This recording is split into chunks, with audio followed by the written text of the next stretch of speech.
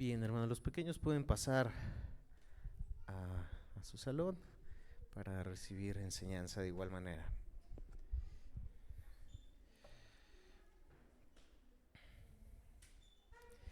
Vamos a dar un momento para los pequeños y damos gracias a Dios por este tiempo, por este día. ¿Está gozoso, hermano? Amén, yo también estoy muy gozoso. Gracias a Dios. Y bueno, pues antes de iniciar, pues les damos la bienvenida a todos y cada uno de ustedes, y en especial le damos la bienvenida a Gamaliel Domínguez. Dios les bendiga. Elena Herrera, Dios les bendiga, sean bienvenidos. Esta es su casa, Monte Ararat. Le damos gracias a Dios por su vida y nos gozamos de tenerles aquí en esta su casa. Dios les bendiga, sean bienvenidos.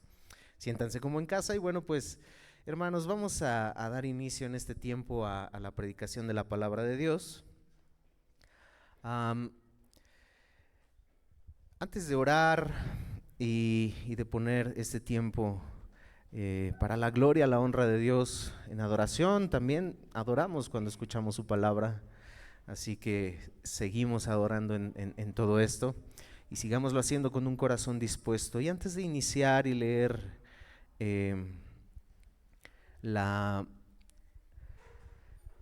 cita base, darle incluso la cita base, yo quisiera hacer una pregunta, y no suelo hacer esto, hermanos. En una predicación formal de domingo no se suele recibir respuesta de la congregación. Eso se da más en una clase, como escuela dominical, cuando la tenemos aquí. Y no suelo hacer esto y probablemente no lo haga nunca más, pero me gustaría, hermanos, que como ejemplo y por única ocasión poder hacerlo. Rápidamente, que usted pudiera decirme, hermanos, que me mencione cosas que son esenciales para la santidad de la iglesia. Cosas esenciales para la santidad de la iglesia. La palabra, la oración, obediencia, unidad, comunión con Dios, amor, podría ser, el temor a Dios, compañerismo. Bien, el amor a Dios. Amén. Bien, dejémoslo ahí, mis hermanos. Inclinen su rostro y vamos a orar. Amado Dios, te damos gracias, Padre, en esta hora y en este día, por la bendición, Padre, que nos das de estar aquí. Bendice tu palabra, amado Dios, para honra y gloria tuya. Usa mi vida, Señor, a este siervo, Padre, que el único anhelo de mi corazón es proclamar tu nombre y hablar tu palabra. Guárdame, Señor, de hablar cosa que tu palabra no enseñe, Señor. Por eso clamamos por tu Espíritu Santo, porque nos reconocemos faltos sin Él. Padre, tú decías, tu Hijo Jesucristo mencionaba que separados de Él nada podemos hacer, oh Padre, y es por eso que te necesitamos y clamamos a ti en este momento. Gracias, Dios, por este tiempo. Gracias por tu palabra. No regresará a ti vacía, oh Padre, y en eso creemos, y te pedimos y te suplicamos que en nuestro corazón esto sea profundo, Padre, como lo es toda tu palabra, y que no solo, Señor, seamos oidores olvidadizos, sino hacedores de ella, Padre. Te lo rogamos. Ayúdanos, Dios, como iglesia, en esta serie de mensajes, en estos temas que estamos viendo, te lo pedimos. Gracias, Dios, te exaltamos y te adoramos porque eres digno, solo tú, oh Padre. Te pedimos todo esto y te lo rogamos en el nombre de tu Hijo amado Jesucristo. Amén. Bien, hermanos, pues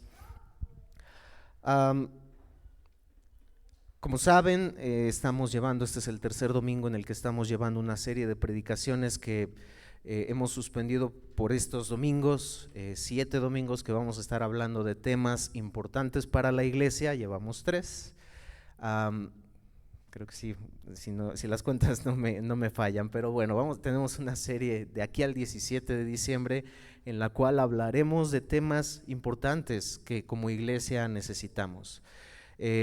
Temas que como iglesia selectos, que como iglesia es necesario que hablemos, es necesario que toquemos puntos. Hablábamos que si los tratáramos expositivamente, como nosotros creemos debe ser la predicación expositiva, bueno, ahora paramos un poco. Si lo tratásemos expositivamente tardaríamos muchísimo para tratar estos puntos, porque los vemos dispersos por varios libros, varias cartas de la Biblia. Y bueno, creemos en la predicación expositiva, pero en esta ocasión hemos de dar estos temas de esta manera por la importancia que vemos. Ya hablamos sobre el amor y la unidad de la iglesia, ya hablamos sobre la importancia de pertenecer a una iglesia local con la membresía de la iglesia el domingo pasado. Y bueno, yo hacía una pregunta el día de hoy. Menciónenme, o bueno, una solicitud que yo le hacía, mencionar cosas esenciales para la santidad de la iglesia. Mencionaron varias, el amor, la unidad, la comunión, la lectura de la Biblia, sin duda, la oración, la coinonía. Mencionaron varias de estas cosas, la obediencia.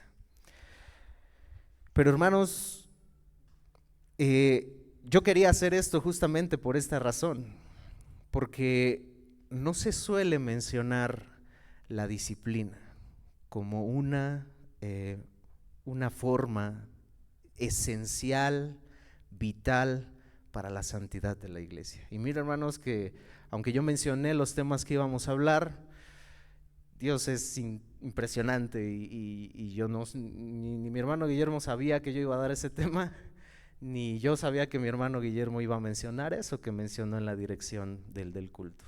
Dios es impresionante.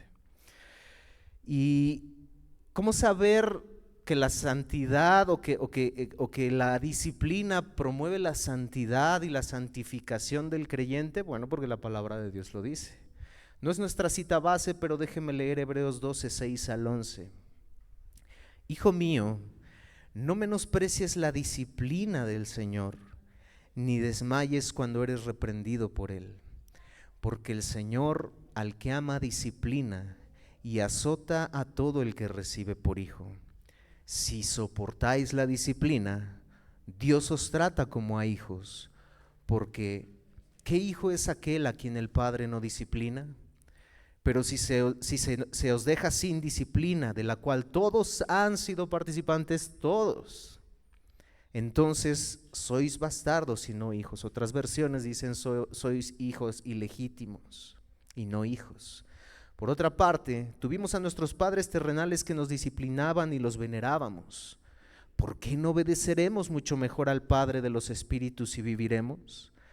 Aquellos ciertamente por pocos días nos disciplinaban como ellos les parecía. Y aquí la importancia, bueno, todo es importante sin duda, pero aquí a lo que me refería. Pero la disciplina, para lo que nos es provechoso, para que participemos de su santidad. Es verdad que ninguna disciplina al presente parece ser causa de gozo, sino de tristeza, pero después da fruto apacible de justicia a los que en ella han sido ejercitados. Wow. Yo le he titulado a este mensaje: la disciplina, una forma de expresión del amor y un medio para la santificación de la iglesia. Y la realidad, mis hermanos, es que, como lo menciona aquí Hebreos, la disciplina, yo mencioné el título y se escuchó un silencio de esos abrumadores que no suele escucharse siempre. Porque la disciplina es un proceso que la realidad es que a ninguno lo quiere, que se busca evitar a toda costa.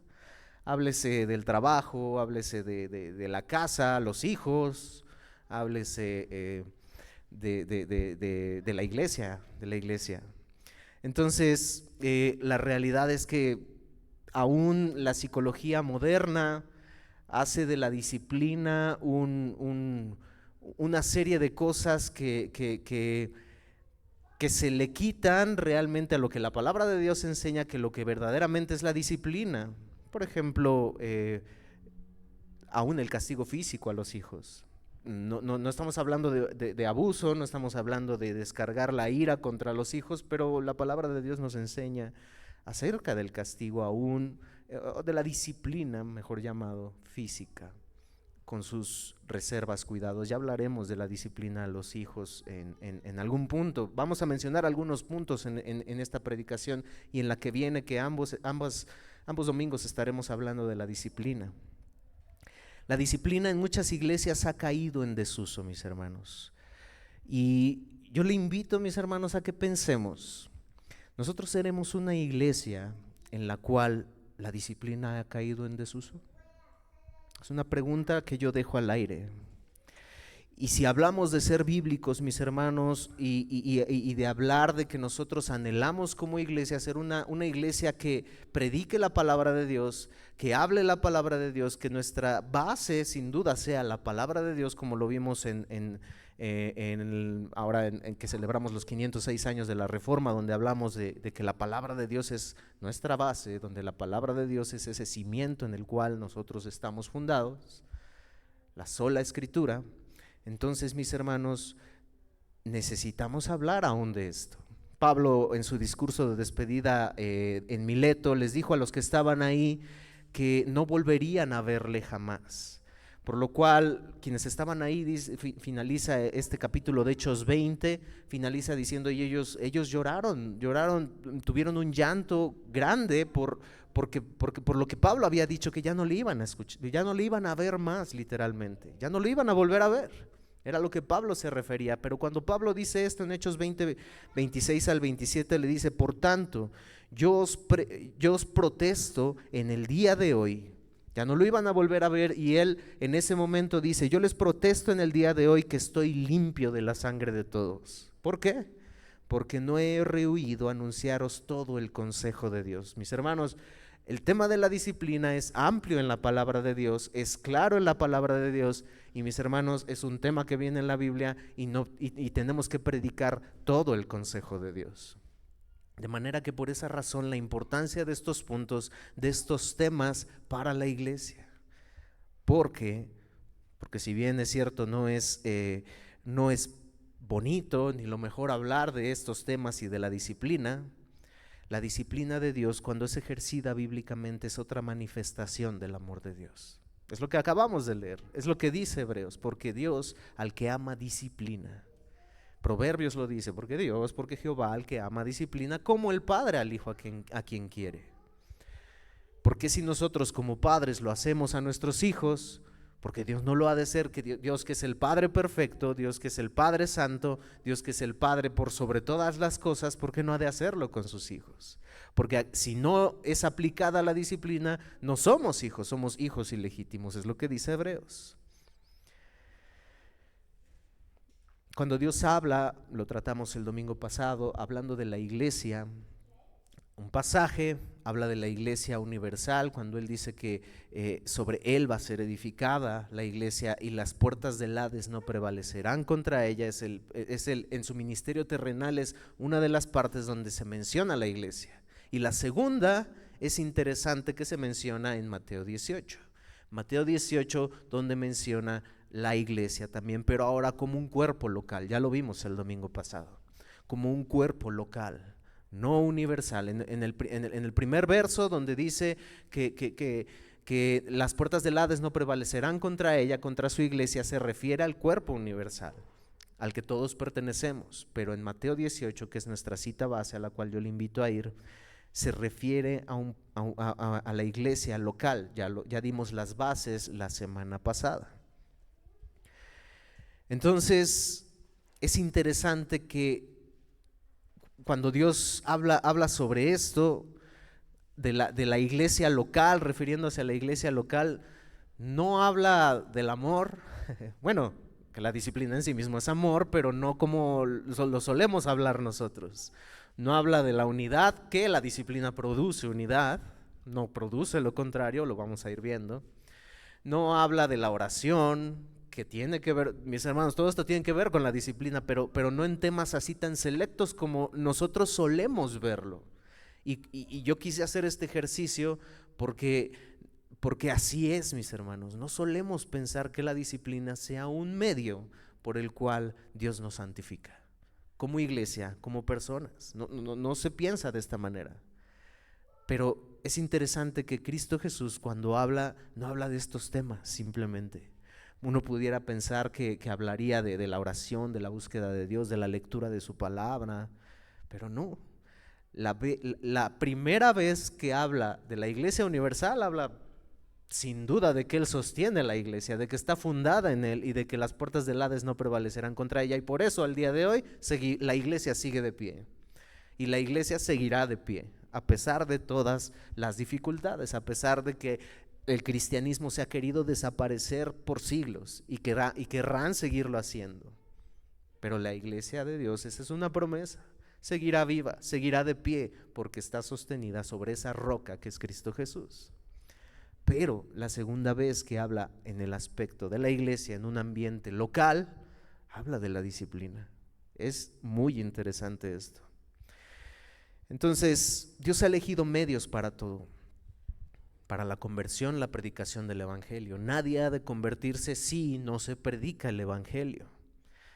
La oración como el medio para que Dios nos dé algo. ¿Qué algo? Yo no me estoy refiriendo absolutamente en la cuestión de la prosperidad. Oh, Dios, dame una casa. Oh, Dios. No.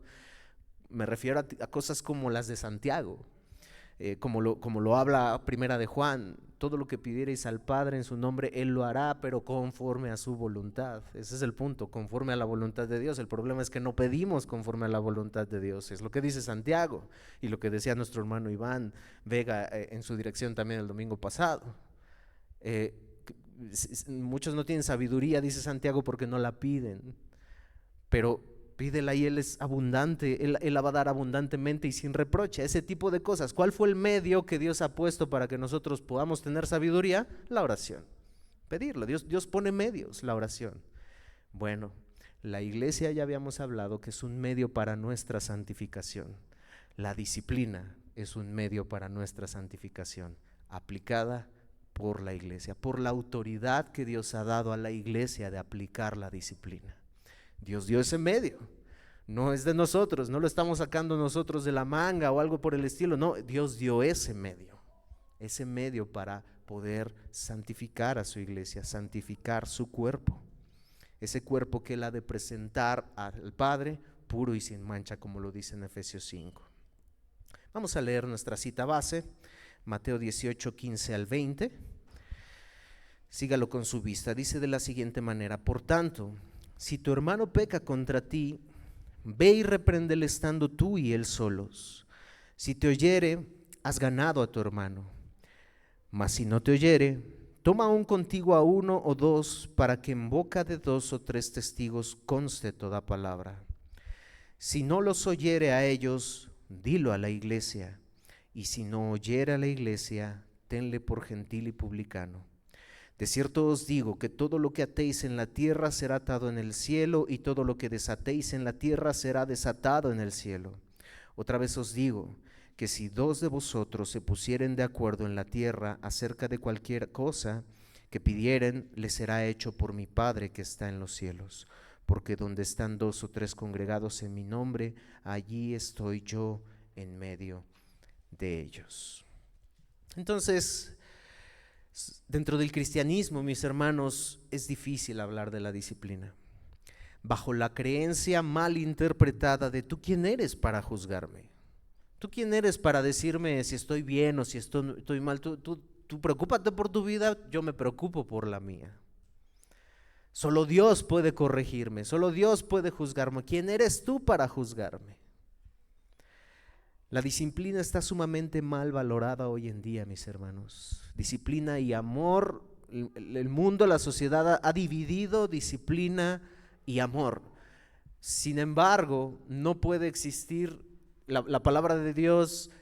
Como creyentes vamos contracorriente, y la palabra de Dios dice: disciplina es igual a amor. Disciplina es igual a amor. Si amas, la sociedad dice: si amas no vas a disciplinar a tu hijo con vara. ¿Cómo? La palabra de Dios no, está equivocada. Pero la palabra de Dios nos dice que si castigas al hijo con vara no morirá, no morirá. Ya repito, ya hablaremos de eso un poco más a detalle en cuanto a la disciplina de los hijos y vamos a tocar ciertos puntos aquí. Más bien se ha dicho en la sociedad, disciplina es igual a maltrato. Bueno, repito, hay parámetros, no se da la disciplina física con ira, no se da la disciplina física con el objetivo de destruir al niño, no, de ninguna manera. Nosotros contra el maltrato también estamos en contra, por supuesto que sí. Pero, mis hermanos, la palabra de Dios es viva, es eficaz. La palabra de Dios, dice su palabra, que cuando llegamos a un punto donde pudiéramos no resolver algunas cosas y la sociedad dice una y la palabra de Dios dice otra, nosotros hemos de creer lo que la palabra de Dios dice. Sea Dios veraz y todo hombre mentiroso, dice su palabra. Gracias a esto, mis hermanos, a este tipo de disciplina del mundo y que ha penetrado la iglesia, que estas filosofías de la psicología moderna que han penetrado a la iglesia, podemos ver los resultados en el mundo. Esto nadie me lo cuenta y yo sé que usted ha tenido experiencias también que ha visto. Niños gritándole a su mamá, gritándole a su papá porque no les compró un dulce, manoteándolos, pegándoles y saliendo de la tienda, en mi caso, gritándoles te odio. Por eso tenemos eso. Por eso tenemos eso. Porque no aplicamos los parámetros bíblicos que Dios nos ha dado en su palabra. Nos creemos más sabios que Dios. Proverbios 13:24, el que detiene el castigo a su hijo aborrece, mas el que lo ama desde temprano lo corrige. Y comparándolo con Hebreos, para la vida de todos y cada uno de nosotros es lo mismo. El que detiene el castigo a su hijo aborrece. Hebreos nos dice el que no es disciplinado en la disciplina del Señor no es hijo. No es hijo simplemente. ¿Quieres participar de la santidad de Dios? Todos han sido participantes de la disciplina del Señor, es lo que dice Hebreos. Es parte del amor de los padres disciplinar a sus hijos, porque no sería parte del amor de Dios disciplinar a sus hijos.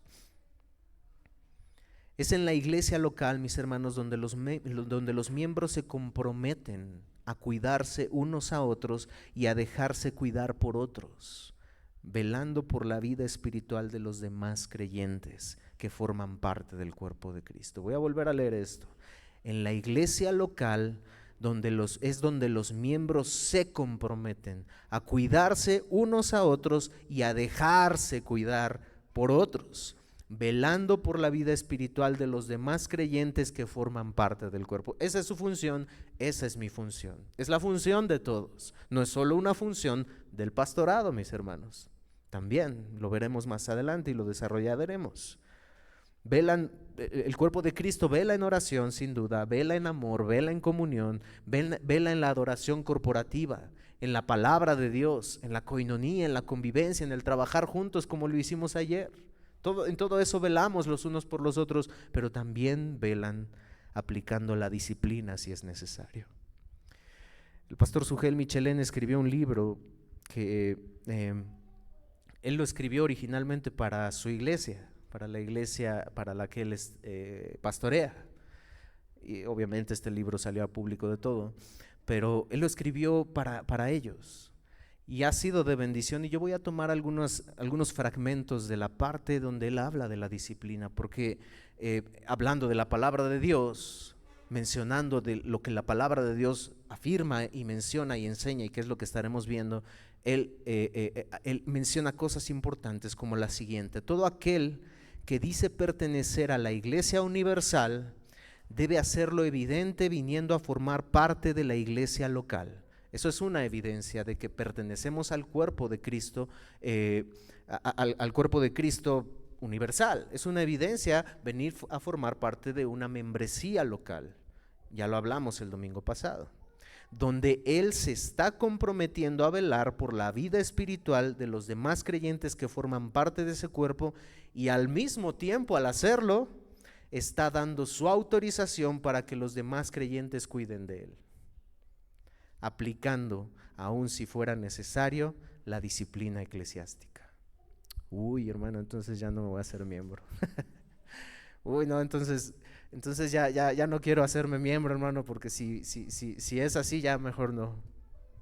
Bueno, entonces, dice Hebreos, no somos hijos. No somos hijos. Pero mis hermanos, cuando nosotros pasamos a formar parte de una iglesia local, damos esa autorización, mis hermanos, de que nos cuiden. Es que yo no sé si estamos entendiendo el concepto, de que nos cuiden, de que nos amen. Lo contrario a eso es que no quiero ser amado. Y pareciera controversial porque decimos, es que no me saludó, no me ama. Es que estuve ahí y solo y no me saludaron, no pasaron de largo. Sí queremos que nos amen en unas cosas, pero no queremos que nos amen en otras. No puede ser compatible, es un paquete completo que la palabra de Dios nos menciona. Entonces este verso, este capítulo, Cristo Jesús muestra 3 etapas para la disciplina. Versículo 15. Por tanto, si tu hermano peca contra ti, ve y repréndele estando tú y él solos. Si te oyere, has ganado a tu hermano. Algunos podrán decir, pero aquí dice que si el hermano peca contra ti, es personal aquí el tema. Otras versiones, como la Biblia de las Américas, dice si tu hermano peca, hasta ahí.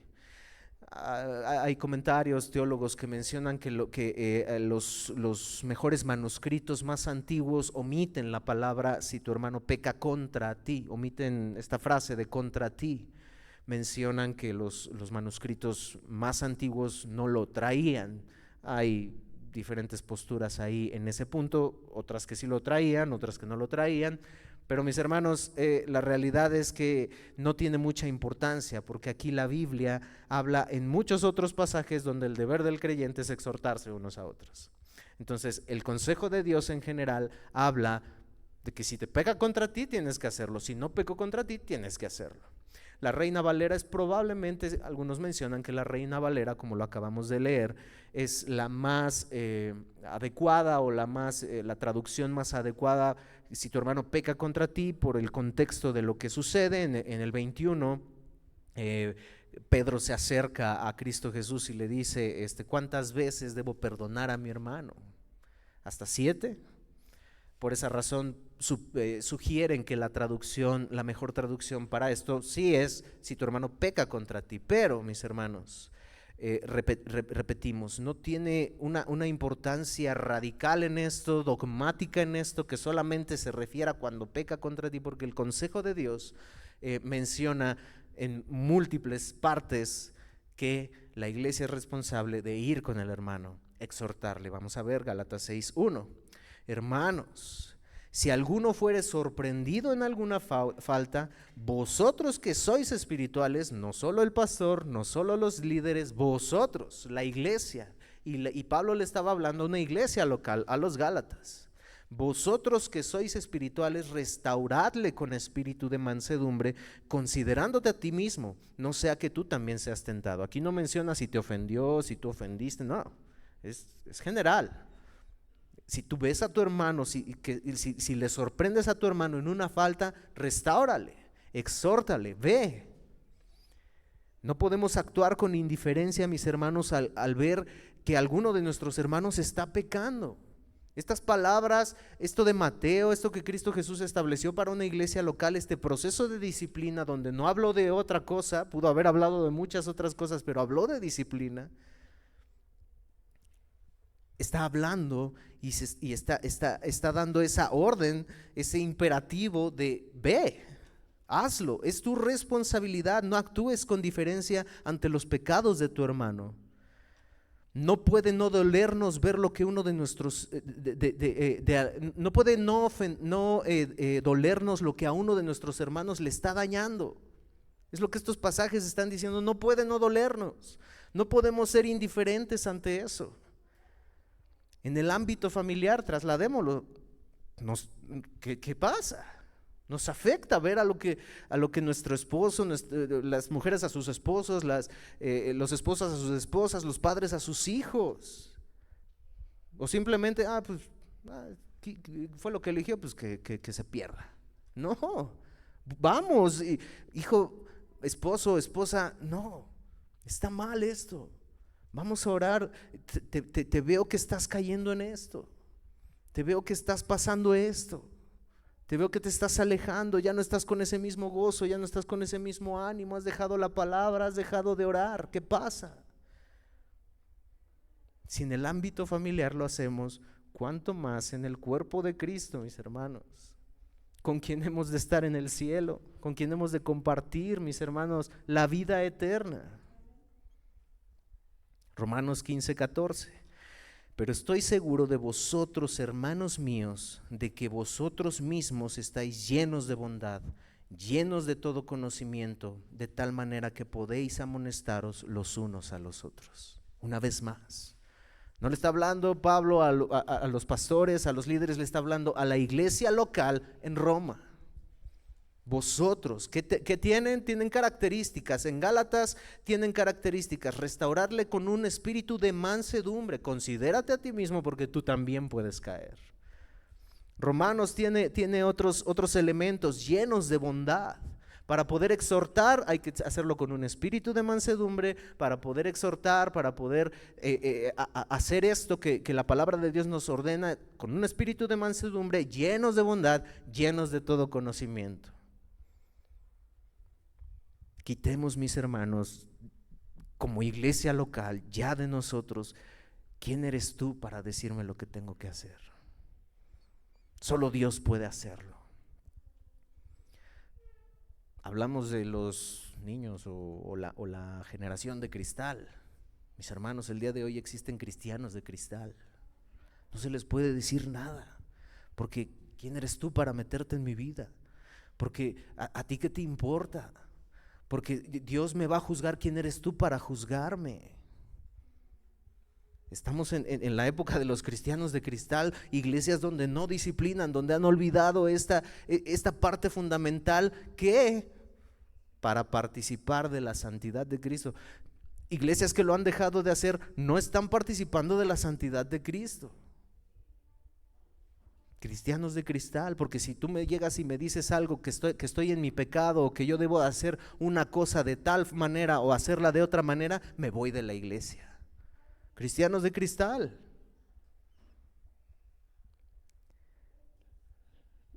La iglesia cree que la santidad solo ha de manifestarse en coinonía, en la predicación de la palabra de Dios, en adoración, pero jamás en algo como la disciplina.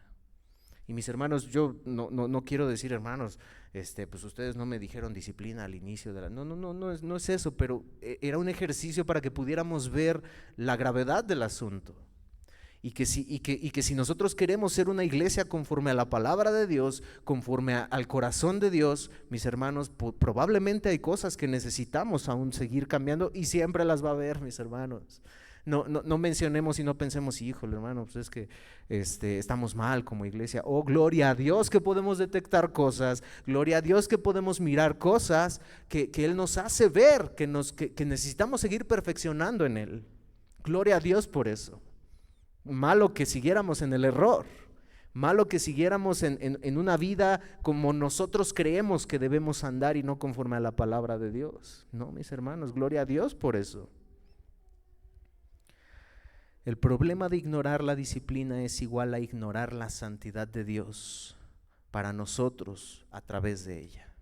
El problema de ignorar la disciplina es igual a ignorar la santidad de Dios para nosotros a través de ella. Cuando la iglesia está más interesada en crecimiento numérico, en coinonía, en economía, no va a disciplinar. Se nos van a ir. Se nos van a ir, no, pues es que como aporta económicamente pues bastante, da donación, da esto, no, a él ni tocarlo, porque al que da poco pues a lo mejor sí acercarle, pero no, al que da más mejor ni le digo, déjalo en su pecado porque pues es el que más aporta a la iglesia. No, mis hermanos, no podemos ignorar el consejo de Dios por intereses propios. No, el crecimiento, mis hermanos, no depende de nuestras estrategias, sino de la obediencia a Dios.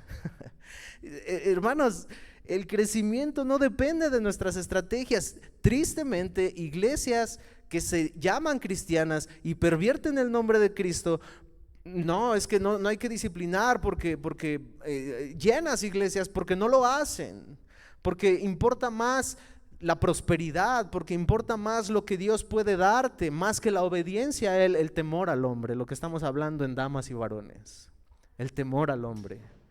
El temor a que si yo lo disciplino se va a ir. El temor al hombre. No, mis hermanos, no son nuestras estrategias. Es la obediencia a Dios el que produce el crecimiento en la iglesia. Nos hacemos más sabios que Dios. El crecimiento en la disciplina no pareciera tener concordancia en algunos lugares, en algunos ámbitos, en el mundo, en la psicología moderna. Pero mis hermanos, ninguno juzga a Dios por haber disciplinado fuertemente a Ananías y Zafira en la primera iglesia, en la iglesia de Jerusalén.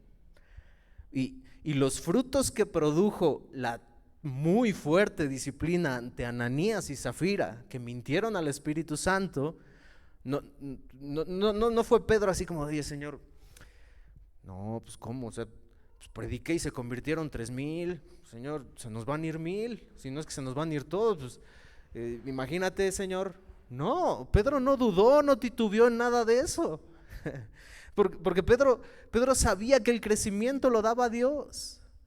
En esa primera iglesia donde nos dice Lucas en Hechos que Dios añadía, no está en nosotros el crecimiento de la iglesia, está en Dios. Nosotros tenemos que hacer lo que nos corresponde hacer, la disciplina incluso también, y el crecimiento lo da Dios, no nuestras estrategias, no lo que nosotros pensamos omitiendo cosas que la palabra de Dios enseña. No.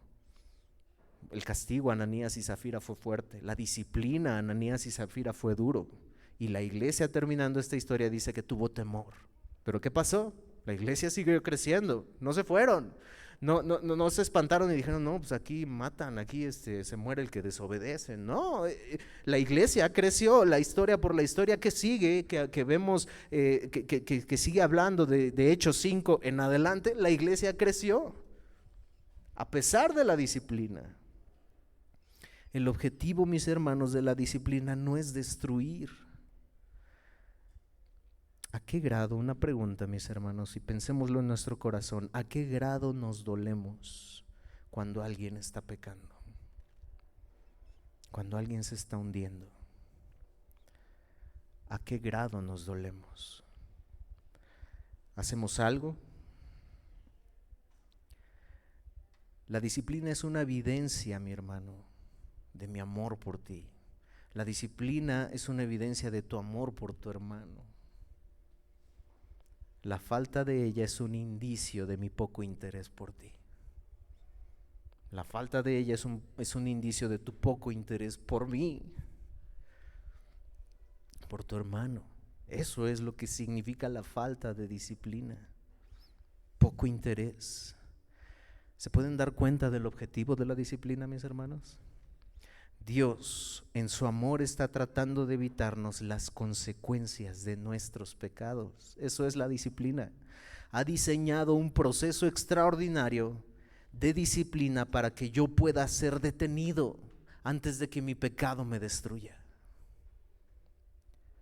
El proceso de la disciplina, Dios creó este proceso para evitarnos consecuencias de nuestros pecados. ¿Qué hacemos con nuestros hijos? ¿Los dejamos?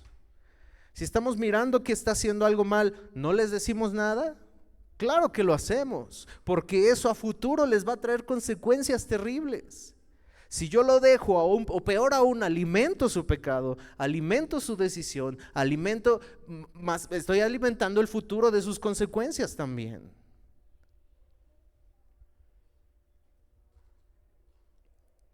Eso es una muestra de amor. Eso sin duda, mis hermanos, es una muestra de amor. Cuando los miembros de una iglesia son amados, sus caídas, sus pecados nos duelen. Nos duelen, mis hermanos. El interés que ponemos ante los pecados de nuestro hermano, que lo están destruyendo, es una medida de amor que tenemos por nuestros hermanos. el interés que ponemos en los pecados de nuestro hermano que lo están destruyendo es una medida del amor que tenemos por nuestro hermano. Y mis hermanos, no es un interés malo, porque el extremo sería el legalismo. A ver, le voy a quedar viendo 5 minutos a ver qué hace, ¿no? Ya volteó los ojos. Ya, no, hermanos, eso, todos pecamos. Todos estamos luchando contra el pecado. Todos estamos batallando contra el pecado. Y el señalar de esa manera sería llegar a un extremo. No, mis hermanos, son pecados que lo están destruyendo. Que lo están destruyendo. Y aquel creyente que vemos tal vez hacer algo pequeño, por llamarlo así, solo digo por llamarlo así, nosotros damos por sentado que ese creyente está luchando con eso y que ha de ir a Cristo para pedir perdón en cosas de ese tipo, porque está firme en Cristo. Pero aquellos que vemos alejarse, ¿cuánto amamos a nuestro hermano, mis hermanos? Nos duele ver su pecado, nos duele ver las consecuencias que su pecado está causando en él. Voy a leer lo siguiente que dijo el pastor Miguel Núñez, que me partió totalmente, hermanos. Él dice lo siguiente: cuando yo peco y tú me dejas en mi pecado, tú me dejas que me aparte, y cuando me aparto no tengo comunión con Dios. Cuando no tengo comunión con Dios, cometo un pecado tras otro y uno peor que otro. No me estás amando, me estás rechazando. Hermano, si me ven en pecado, por amor de Dios, te lo ruego, no me dejes en mi pecado. Ven y dímelo, ven y confróntame. Ven con 1, ven con 2, ven con 10, no me importa, pero ven. No me dejes ahí lejos de Dios, no me dejes lejos de su comunión, lejos de su bendición, lejos de su mano. Ámame más, demuéstrame que me amas, demuéstrame que mi alma te importa, demuéstrame que mi pecado te importa. No me dejes sin disciplina, por Dios. Y yo miraba eso con lágrimas, hermanos, porque hemos dejado a alguien así. Hemos dejado a alguien hundirse en su pecado. Alguien que estaba aquí y no hemos ido o nos conformamos con una llamada, con un mensaje. O tememos de que es que si yo lo confronto me va a decir que por qué. Cuando probablemente por dentro su alma grita esto: no me dejes en mi pecado. Y hermano, si me ves a mí, haz esto conmigo. Si me ves a mí que pasa algo de esto conmigo, ven a mí. Y miremos a nuestro alrededor si hay alguien que lo hemos dejado en su pecado y que no está aquí. Hagámoslo, hermanos. Esto se convirtió en mi sentir, hermano. Si me ves caer, ven, no me dejes. Pero que también se convierta en tu sentir y anhelo. El pastor Sugel dice: si algún miembro de la iglesia está tratando su pecado con ligereza, los demás deben tratar de hacerle ver el peligro en el que está. El punto principal, mis hermanos, de la Biblia es si el pecado que está cometiendo, el punto principal de la Biblia no es si lo está cometiendo contra mí, sino que quien lo está cometiendo es tu hermano. No podemos ser indiferentes. Lo hizo contra ti, ¿y qué hacemos? Pues ya Dios lo juzgará, pues ya Dios dirá, él tiene que venir a pedirme perdón. No, mi hermano, lo vamos a ver en un momento, pero la disciplina no es para reivindicarte a ti, es para reivindicar a tu hermano, porque quien lo está haciendo es tu hermano, es tu cuerpo. Sigue diciendo el pastor: lo que enseña Mateo es que esa persona es un miembro de la iglesia, por lo tanto, hasta que no se demuestre lo contrario, debemos tratarlo como alguien que pertenece a la familia de la fe.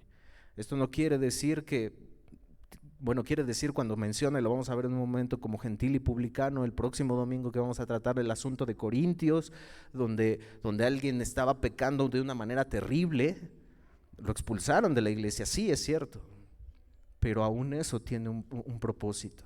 Pero hasta que no se llega a este punto, mis hermanos, él pertenece a la familia de la fe, porque en algún momento ha declarado ser hijo, y el hijo recibe disciplina, porque si no es un hijo ilegítimo. Dios espera que todos los miembros de la iglesia local se involucren en esto, mis hermanos, no solo los pastores. Entonces, el proceso de la disciplina debe iniciar mostrándose en privado lo que se ha hecho mal. En ocasiones, mis hermanos, ahí mismo queda. Si tu hermano peca o peca contra ti, como sea, puedes ir. Si él hace caso, has ganado a tu hermano, y ahí quedó. Ni siquiera tuvo que llegar a los pastores, ni siquiera tuvo que llegar al liderazgo, ni siquiera tuvo que llegar a la iglesia. Ahí quedó. El hermano reflexionó, el hermano pidió perdón, el hermano arregló su vida en ese aspecto. Gloria a Dios, ahí queda. Recordando lo que dice Gálatas, mis hermanos, y muy importante, lo que dice Romanos, con mansedumbre y humildad. Porque ahora podemos volvernos la policía de la iglesia y decir, hermano, estás mal, te vas a ir al infierno. Sí, no, hermanos, tiene que ser con espíritu de mansedumbre, tiene que ser con espíritu de amor, tiene que ser con llenos de bondad, como dice Pablo a los romanos, llenos de bondad. Y Gálatas dice una cosa muy importante: considerándote a ti mismo. ¿Por qué? Porque yo también puedo caer. ¿Por qué? Porque yo también no estoy libre de caer también en cosas más adelante. No ir como un juez a condenar al hermano, sino como alguien que lo ama y quiere hacerlo recapacitar. Si el hermano no escucha, continúa el proceso de la disciplina, versículo 16. Mas si no te oyere, toma aún contigo a uno o dos, para que en boca de 2 o 3 testigos conste toda palabra. Dios es sabio, mis hermanos, y por algo dejó esto en su palabra. Después de haber tratado un asunto entre 2 personas y no se resuelve, dice el Dios sabio que hay que llevarlo ante 2 testigos, 2 o 3, con un propósito. ¿Qué propósitos tiene esto? Estos 2 testigos pueden ayudar, mis hermanos, a ver que probablemente es un caso que a lo mejor es una diferencia de opiniones. A lo mejor tal vez es una situación tan simple donde es que estamos discutiendo por una cosa que no es primordial, y bueno, aquí nos está causando división.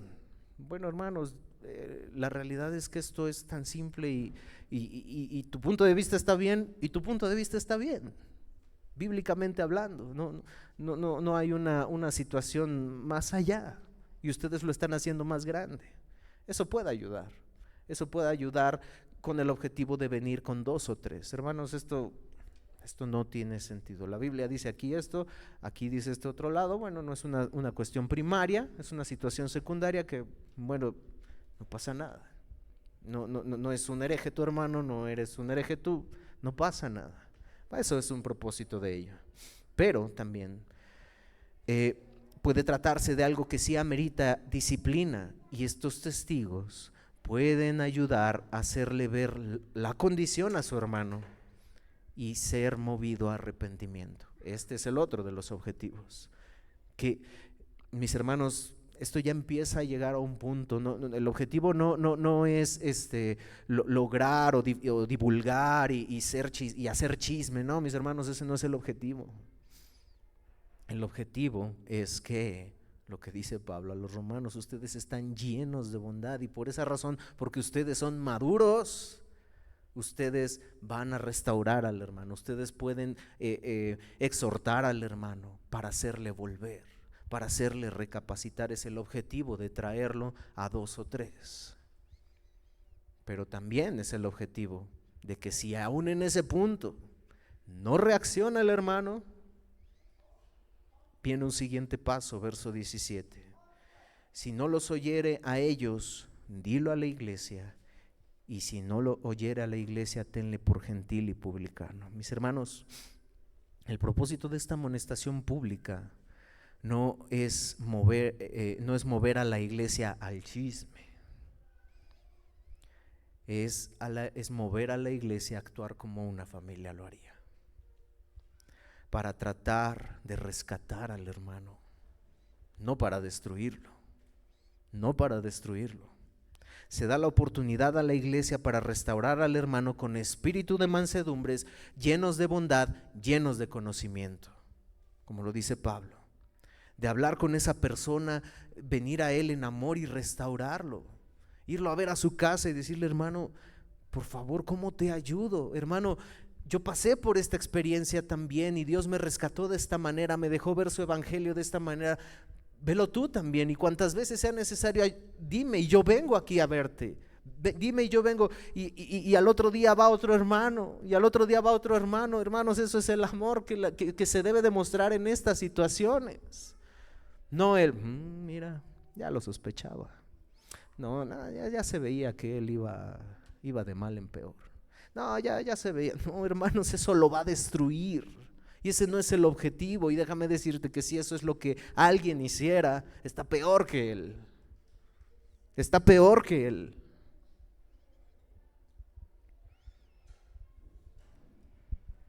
Jesús en esta historia está dando por hecho que esta iglesia tiene la capacidad de recibir un reporte de esa magnitud, así como de participar en la amonestación de un hermano. Y hay diversas iglesias lo manejan de diferentes maneras. De entrada, no puede estar alguien que no sea miembro. No puede estar alguien que no sea miembro, y hay diversas maneras de cómo lo hace una iglesia. Ahorita no es el punto para hablarlo como iglesia, pero hay diferentes maneras. Se debe evitar el chisme, las especulaciones, las críticas. Considérate a ti mismo, mírate a ti mismo antes de saca la viga que tienes en tu ojo antes de ver la paja del ojo de tu hermano, porque a lo mejor el de él fue público, pero tú lo estás haciendo en secreto. Dios es tan sabio, mis hermanos, y nosotros a veces, ¿qué es lo primero que decimos? No, este hermano no va a cambiar, y me incluyo, porque todos hemos pasado por esto. No, es que este hermano no va a salir adelante. Mi hermano, déjame preguntarte algo. ¿En qué Dios creemos? ¿En qué Dios creemos? ¿Creemos en un Dios que puede restaurar la vida del hermano? ¿Creemos en un Dios todopoderoso que no depende de lo que yo pueda aconsejar, que no depende de lo que yo pueda ir? Es egocentrismo eso también. Es egocentrismo el pensar: no, es que no, él no va a salir. Pues le voy a decir esto para ver si entiende. Es que no eres tú, no soy yo. Es Dios que lo hace, y en que Dios creemos. Yo no sé, mis hermanos, de igual manera. Yo no estoy diciendo que esto es así, ni estoy diciendo que esto es dogmático y es ley en ese sentido, mis hermanos. No estoy diciendo eso, pero ¿cuánto tendrá que ver? Si para la sabiduría, como lo dice Santiago y como lo acabamos de mencionar, si para la sabiduría nadie la recibe si no la pide, y dice que el que la pide la recibe abundantemente, porque Dios la va a dar abundantemente y sin reproche al que la pidiere, porque Dios da a aquel que pidiere. Dios va a dar todo lo que pidiere si lo pedimos conforme a su voluntad. Su voluntad dice que pidamos sabiduría, Él nos la va a dar. Por eso ampliamente dice que la sabiduría nos la va a dar sin reproche y abundantemente. Y yo pregunto, ¿cuánto tendrá que ver el cambio del hermano nosotros pensando de esa manera? Sin orar por él, sin creer en el Dios todopoderoso que puede hacer la obra en él, y nosotros pensando: no, es que él no va a cambiar. No estamos ayudando mucho, y no porque ayudemos a Dios a hacer algo, no, sino porque nosotros no estamos haciendo lo que nos corresponde. Lo que dice Gálatas y Romanos no habla solamente a los líderes, sino a la iglesia local, como ya lo vimos. Considérate a ti mismo. Primero a los Corintios 10:12, el que piense estar firme, mire que no caiga. No podemos criticar, no podemos pensar de esta manera, porque mi hermano, tú y yo mañana vamos a estar ahí si pensamos de esta manera. La excomunión es la disciplina más extrema que puede ser aplicada en una iglesia. Tenle por gentil y publicano. R.C. Sproul dice: hay un solo pecado tan serio que merezca el alejamiento del cuerpo de Cristo. Este pecado es el de la impenitencia. Hay pecados graves que requieren de la disciplina eclesiástica. Sin embargo, como la disciplina de la iglesia es un proceso con varios pasos en donde la excomunión constituye el último paso, el único pecado que nos puede hacer llegar a dicho extremo es el negarse a arrepentirse por el pecado que inició el proceso en primer lugar. Ya está pasando por un proceso donde el hermano en amor se acercó y le dijo: hermano, reacciona. Esto que estás haciendo está mal, te va a llevar a tal punto. Te va a llevar a tal punto donde estás destruyendo tu alma, donde estás destruyendo tu comunión con Dios, hermano. Si tú sigues haciendo esto, va a llegar esta consecuencia. Páralo aquí, va a tener consecuencias, pero páralo aquí, porque si tú continúas, va a haber más consecuencias. No hace caso, continúa en su pecado. Vienen 2 o 3, hermano. Ya hemos hablado, hermano, tiene razón, hermano, la palabra de Dios dice esto, hermano. Mira la necesidad, tú has continuado y ha venido esta consecuencia. Si continúas, ahora van a venir todavía más consecuencias. Si de por sí ya tienes consecuencias, van a venir más. Hermano, reacciona. Cristo te ama. La disciplina no es para destruirte, la disciplina tiene este objetivo: porque te amamos, porque eres hijo. Ven a Cristo. No entiende. Viene a la iglesia y lo mismo. Ahora el cuerpo de Cristo, hermano, ven, hermano, reacciona, hermano, ven a Cristo. Hermano, tus consecuencias están hasta el tope, ¿qué quieres? Hermano, en amor, yo viví esto, yo pasé esto, Dios me sacó adelante de esta manera con su evangelio. Hermano, reacciona. No reacciona. El pecado de la impenitencia.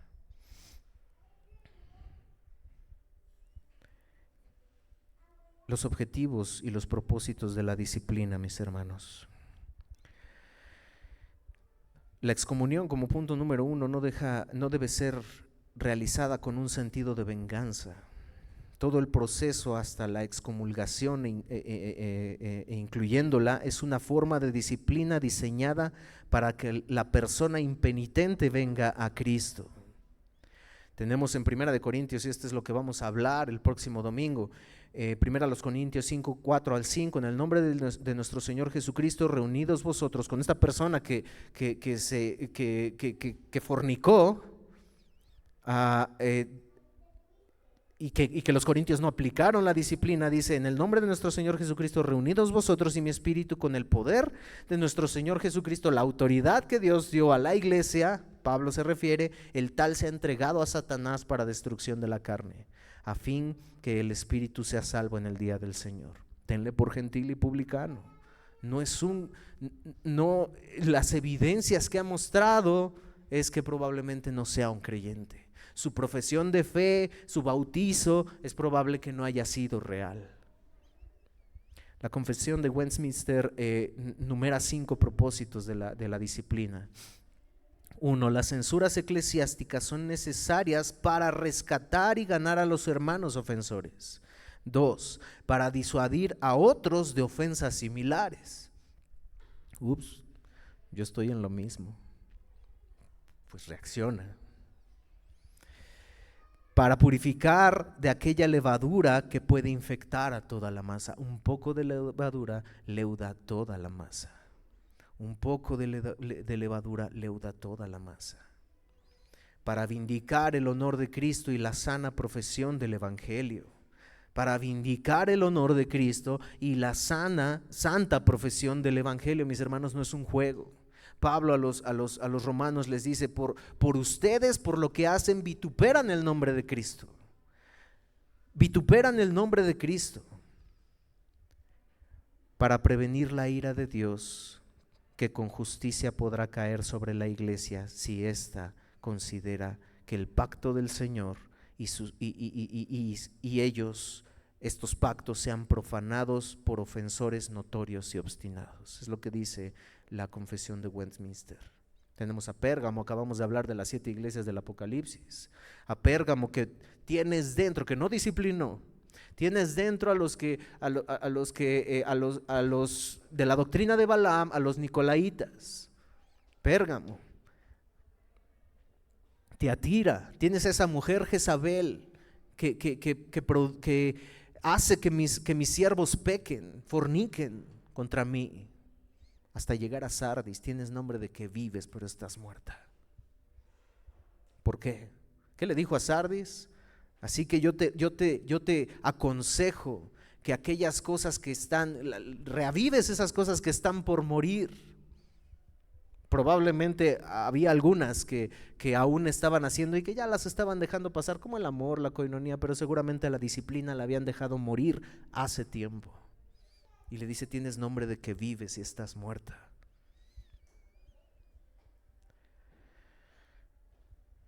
Otro propósito, el propósito se da desde el paso 1, ganar al hermano, preocupación por su alma. Somos tan egoístas y tan egocéntricos a veces, mis hermanos, que haciendo lo correcto, lo hacemos de forma incorrecta. Yo voy a ir y voy a pedirle a mi hermano que estemos bien, porque quiero estar bien con Dios. Oh, qué bueno, gloria a Dios, sigámoslo haciendo. Pero es para yo estar bien con Dios, para sentirme bien conmigo. Mi hermano, preocúpate por tu hermano y ve y dile, hermano, porque eso que hizo contigo tal vez si te ofendió a ti lo va a hacer con otros más. Y tú puedes parar, tú puedes ser el agente para parar eso en tu hermano, pero tú te estás preocupando más por ti mismo. Sí, vas a pedir perdón, sí vas a perdonar, sí vas a corregir, sí vas a instruir, pero por ti. Y aún en el hacer lo correcto, a veces hay egocentrismo. Es interesante, mis hermanos, que el contexto en que Jesús dice esto, lo dice en el contexto de la restauración por aquel por quien Cristo murió. Dice el pastor Sugel, aunque el pecado haya sido contra ti, el propósito no es que salgas vindicado tú cuando el otro reconozca que hizo mal. A veces vamos con ese pensamiento, yo voy a ir para pedirle perdón, para yo estar bien y para que reconozca que está mal, para que reconozca que falló y que me afectó y que me dañó. El anhelo de tu corazón debe ser el mismo que hay en el corazón de tu Padre que está en los cielos, que no se pierda ninguno de estos pequeñitos. La parábola de la oveja perdida es el contexto siguiente, es el contexto anterior, y terminando esa parábola, mis hermanos, no habla del pastor, la parábola del líder, del pastor, habla del buen pastor, del pastor que va por sus ovejas, pero el que va no se refiere al pastor de la iglesia, se refiere a la iglesia. Por eso el contexto siguiente es: si tu hermano peca, ve. No es si tu hermano peca, estamos hablando del buen pastor, pastores, líderes, vayan y hagan esto. No, habla de la iglesia. Entendemos la parábola de la oveja perdida como el que el líder tiene que ir. No, y mis hermanos, yo no estoy diciendo esto para quitar responsabilidad del liderazgo, del pastorado. No estoy haciendo esto, sino porque estoy transmitiendo lo que la palabra enseña, que es una responsabilidad de toda la iglesia. Que no se pierda uno de estos pequeñitos. No es para vindicarte a ti. Somos egocéntricos y seguimos luchando con eso, mis hermanos. Es por nuestro hermano. No son tus derechos, son los derechos de nuestro hermano. Y mis hermanos, esto lo vemos en la cruz. Cristo Jesús se dio todos sus derechos para darte vida a ti y a mí. Porque yo no he de ceder ante mi hermano porque me ofendió fuerte. Pero es que él tiene que venir. Bueno, yo voy, pero es para que acepte su error. No, cede tu derecho. Cede tu derecho como Cristo lo hizo por ti y por mí. Muchas veces podemos caer en el error de hacer lo que la palabra nos dice y reconciliarnos, pero en nuestro interior el objetivo es otro. Cuando hacemos de esta manera, mis hermanos, lo estamos haciendo para nuestro beneficio. La voluntad del Padre no es que te sientas bien contigo mismo, por obedecer su palabra. Debemos de obedecer, debemos de hacerlo, claro que sí. Pero la voluntad del Padre es que lo hagas porque amas a tu hermano. Te preocupas por él y quieres ganar a tu hermano. Otro de los objetivos, y ya estoy por concluir, mis hermanos, de la disciplina es proclamar y cuidar la santidad de lo que significa estar en Cristo. Qué importante. Si Cristo Jesús va a presentar ante su Padre una iglesia pura y sin mancha, esto es importante. Esto es necesario.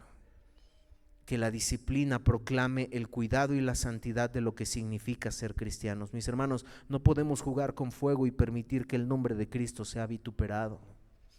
No podemos permitir el pecado entre nosotros y por lo tanto en la iglesia. Por lo tanto, de esta manera, no podemos hacerlo, mis hermanos. Y si no oyere a la iglesia, tenle por gentil y publicano.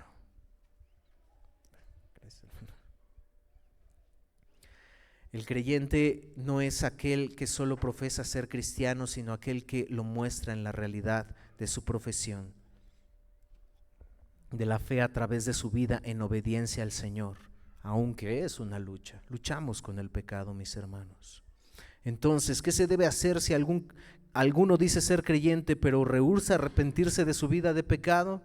Que después de haber sido exhortado en privado, en público con 2 o 3 y en público con la iglesia, y no lo hace, dice que la iglesia no puede seguir reconociendo la veracidad de su profesión de fe.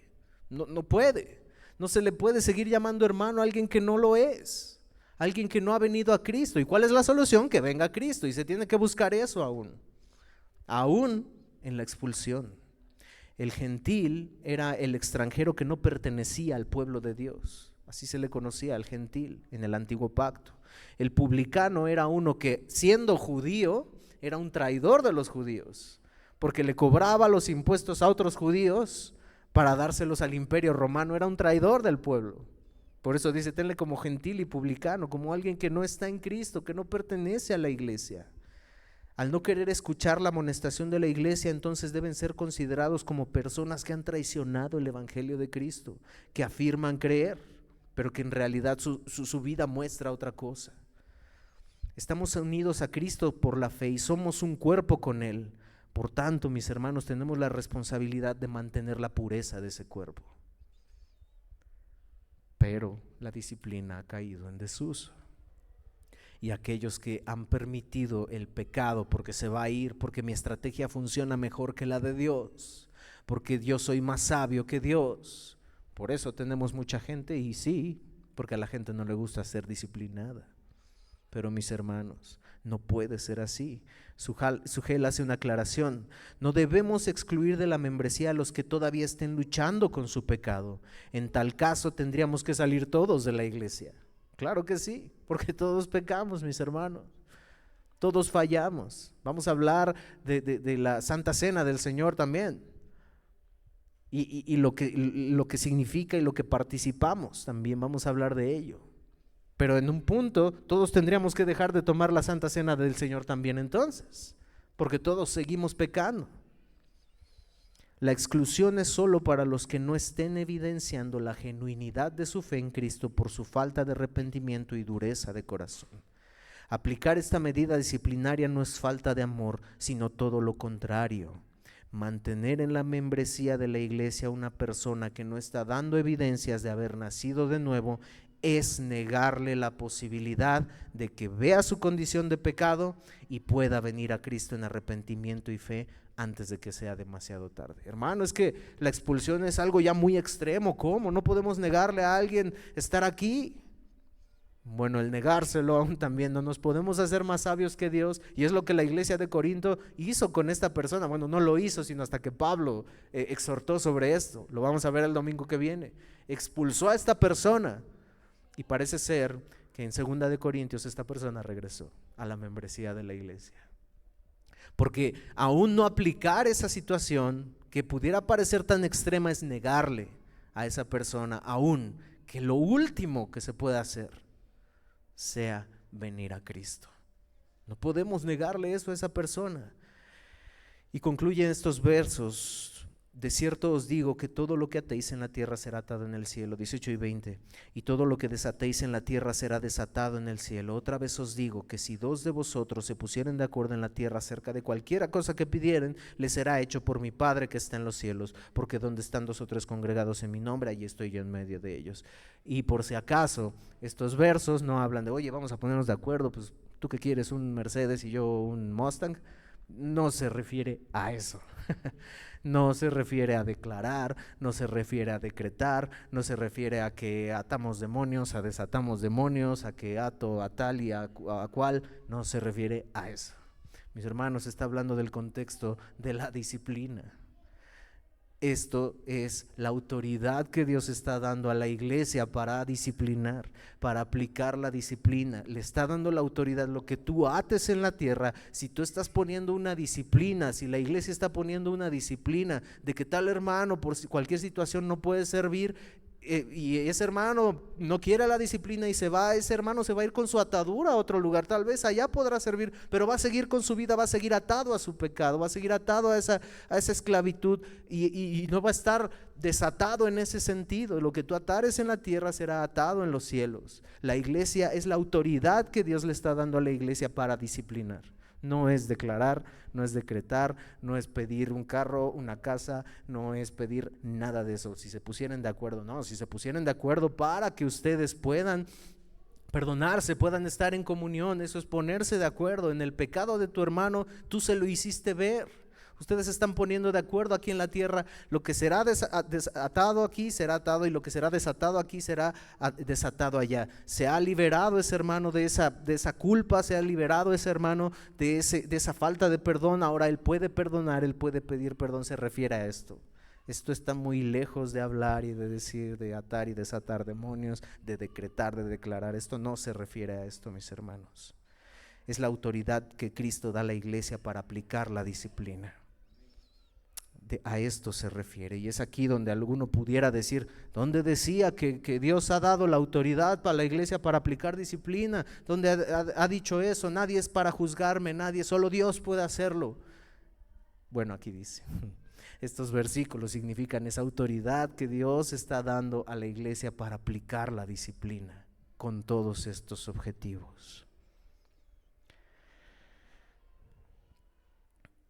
En conclusión, mis hermanos, Dios es un Dios santo, y Él Cristo ha de presentar su iglesia ante el Padre como una iglesia pura y sin mancha. Una iglesia que no disciplina tiene pecado, y el pecado no puede ser visto delante de Dios. Es un Dios 3 veces santo. Y si una iglesia que no disciplina y que no aplica esto en amor, en misericordia, llenos de bondad, llenos de conocimiento, mis hermanos, la iglesia Monte Ararat no va a ser presentada como una iglesia pura y sin mancha.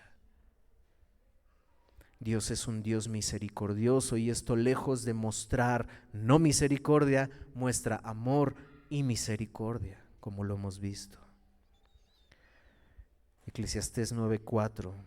Aún hay esperanza para todo aquel que está entre los vivos. Mi hermano, vamos por aquel que no vemos que está aquí. Mi hermano, si hemos identificado a alguien que estaba aquí, que ahora no está por su pecado, vamos por él. No me dejes en mi pecado, vamos por él. Porque nosotros, al hacer eso, le negamos la comunión con Dios. Vamos por él. Vamos por él, vamos por ella, vamos, mis hermanos.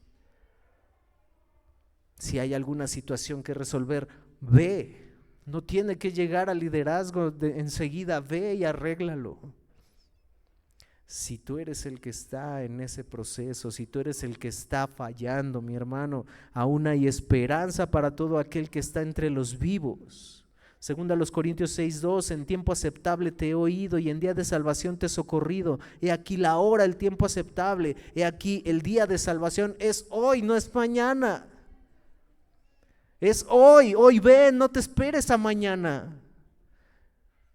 Porque si tú insistes en esperarte a mañana, mañana será demasiado tarde. Las consecuencias de tu pecado van a ser terribles. Ven hoy al Señor, en tanto que se dice hoy. Cuando Dios ofrece la liberación, es sabio responder de inmediato. Y no solo decir, sí, ya lo voy a hacer. No, porque los cambios verdaderamente se ven en el futuro cercano. No tardes, ven a Cristo, que se despojó de sí mismo, que dejó sus derechos por ti y por mí, que no lo merecíamos. Deja tú tus derechos y ve con tu hermano, porque es tu hermano el que importa. Pónganse de pie, mis hermanos, y vamos a orar.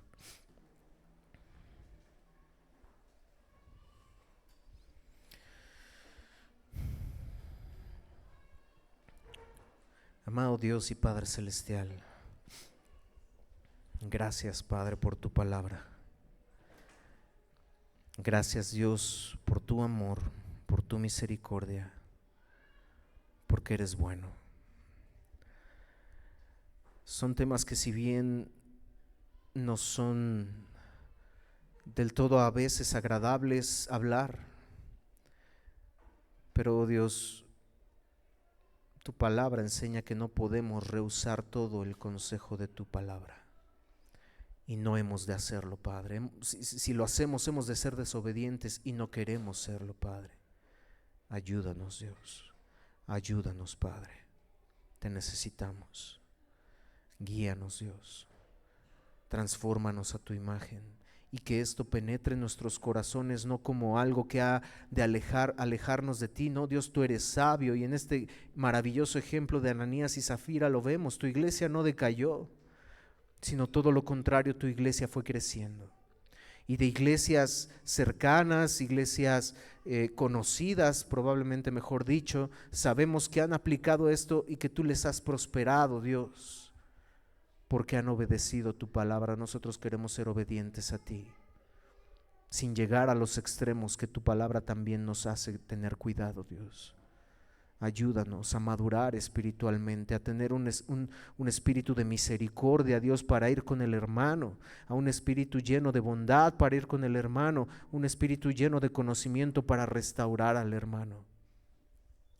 Nos has dado esta autoridad como iglesia, Dios, por tu palabra. Ayúdanos a hacerlo todo conforme a ella, Padre. Te lo pedimos y te lo rogamos, oh Dios. Guíanos y ayúdanos. Te pedimos todo esto y te lo rogamos en el nombre de tu Hijo amado Jesucristo.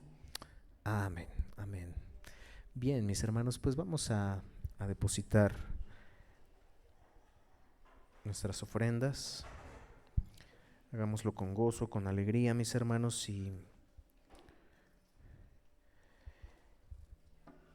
vamos a rogar a Dios que nos guíe de igual manera. Vamos a estar hablando también de esto. Vamos a ver bíblicamente lo que esto significa, que debemos hacer, y estaremos también como iglesia hablando sobre esto, mis hermanos. Así que incline su rostro y vamos a orar a Dios. Amado Dios, gracias. Gracias, Padre, porque en agradecimiento a ti venimos a ti, Padre, para que de lo recibido de tu mano te damos, oh Dios, y te pedimos, Padre, que nos ayudes, Señor, a hacerlo con alegría, con gozo, no con tristeza ni por necesidad, porque tú amas al dador alegre. Te lo pedimos y te lo rogamos todo esto en el glorioso y maravilloso nombre de tu Hijo amado Jesucristo. Amén. Amén. Dios les bendiga, mis hermanos, y vamos.